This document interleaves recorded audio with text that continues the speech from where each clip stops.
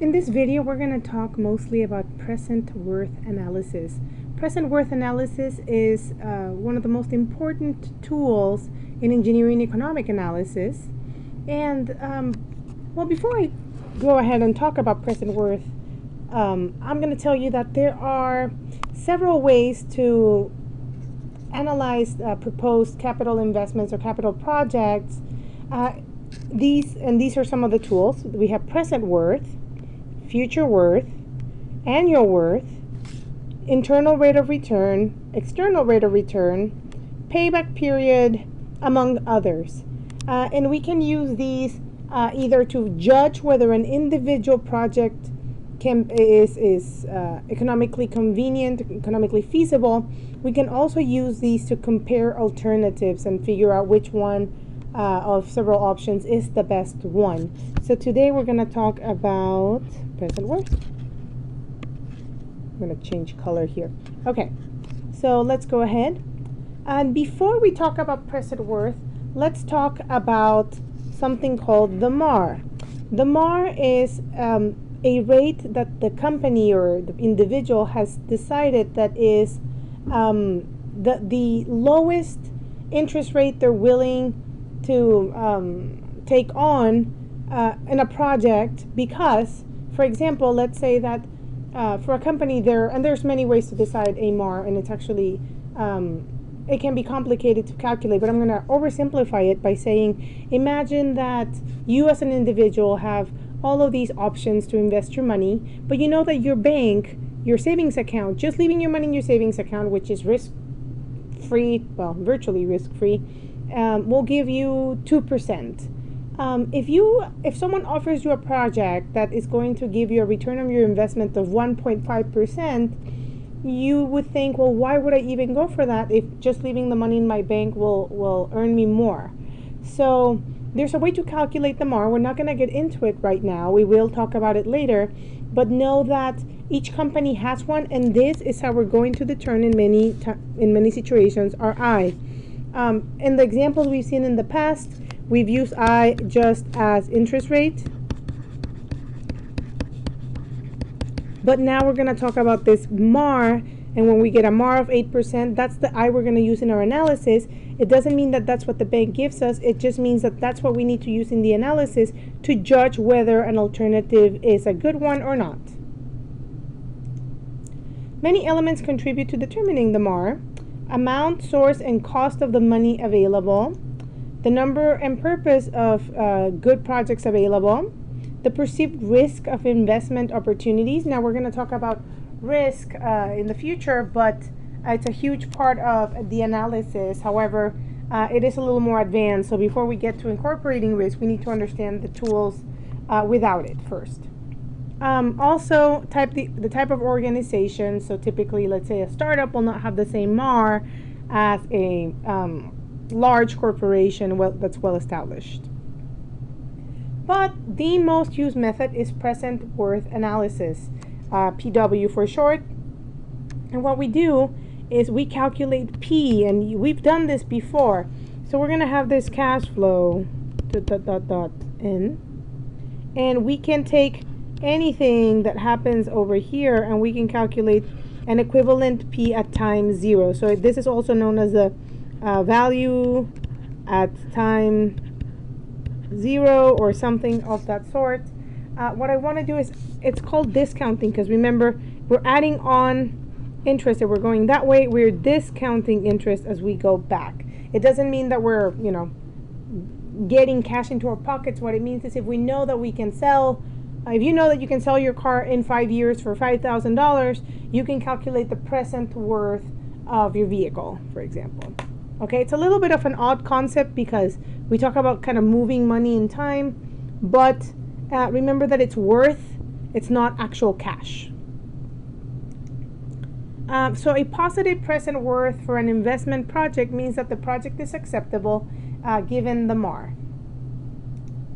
Okay, let's do an example. So one thing that you'll notice in these examples is that now we're going to start messing with costs and benefits in one same cash flow, which means that the direction of the arrows matters. The direction in which the arrows are pointing matters. So In this case, let's draw it over here. It says consider a project that has an initial investment of $50,000 and that returns $18,000 per year for the next 4 years. If the MAR is 12%, is this a good investment? So if we draw our cash flow, it's going to look something like this. There is an investment, an initial investment of $50,000. I'm going to write K for 1,000. And each year this returns, these are, they come in, these leave. So we're going to use these as pluses and this as a minus. Here we have an annual amount of 18,000. Sorry, my screen gets funky all the way at the top. So how do we calculate this? Well, we can write it the following way. The present worth is equal to negative 50,000 plus 18, because this left, this is an investment, and this is something that comes in, the disbursement, and this is revenue of some sort. P given A, 12% for 4 years, and if I do that, I can figure out that the present worth is 4,671. So because it's positive, I don't actually care for the dollar amount right now. I just have one option. All I want to know is that at a MAR of 12, this present worth was positive, which means I like it. I want it. Great. Okay, so let's do another example. The annual income from a rented house is $24,000. The annual expenses are $6,000. If the house can be sold for $245,000 at the end of 10 years, how much could you afford to pay for it now if you considered 9% to be a suitable interest rate? So how does this cash flow look? This cash flow looks like this. So we have 10 years. So real quick, let me draw these 10 years. Okay. And all I know is that this house can be sold for $245,000. Now, of course, it's really hard to estimate a house's price 10 years from now, but let's, in an ideal world, just simplifying things, we can assume that this is the case. And each month, we make, and these arrows are all supposed to look the same. I know I'm doing a bad job. This screen is kind of weird. Anyway, so the annual income, for the rental is $24,000, but there are expenses every year of $6,000. So A is equal to, and this is like negative $6,000. So what this means is that I could summarize this as one arrow pointing up that is equal to 18,000, correct? Or I can do it this way, it doesn't matter. I would save me one step to summarize this, because as long as they're happening in the same period, they can be combined, but just to make sure that it's clear, I'm going to leave the steps with both of those. So to calculate P, meaning how much could you afford to pay now? Now, it doesn't have anything to do with how much money you have. It has to do with how much money should you be even willing to buy the house for that will make it a good investment.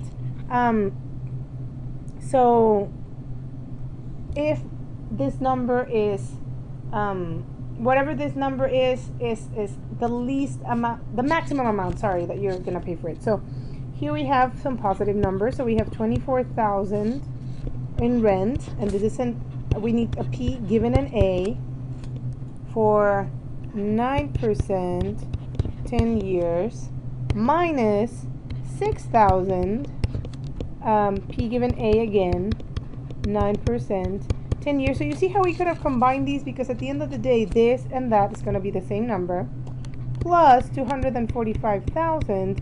This is an F. It's a loan. It's a single thing. You can do a P given F, 9%, because 9% is your MAR, for 10 years. And if we do this, we get approximately 219,000. That means that if the house were priced higher than this, you shouldn't buy it.